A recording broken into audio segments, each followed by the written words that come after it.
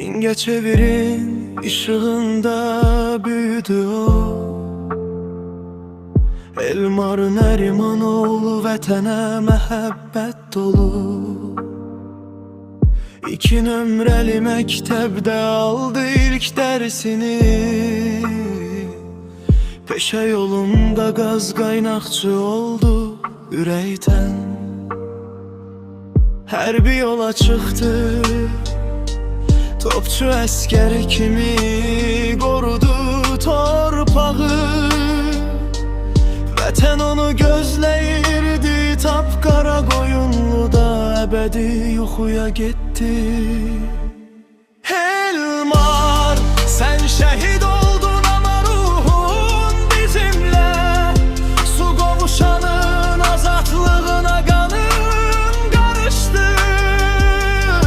Cəsarətin vətən uğrunda medalların ölməz nağmamız oldu, qəlbimizdə yaşadı. Elmar, sən şəhid oldun ama ruhun bizimlə.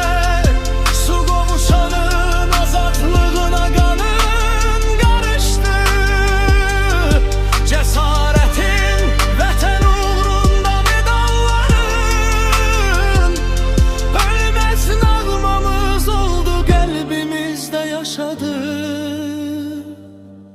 O gənc yaşda qurban verdin canını, amma qəhrəmanlıq dastanı yazdın ardınca. Adın əbədi yaşayacaq hər addımda. Elmar, sən bizim ürəyimizdə işıq kimi yanırsan. Elmar,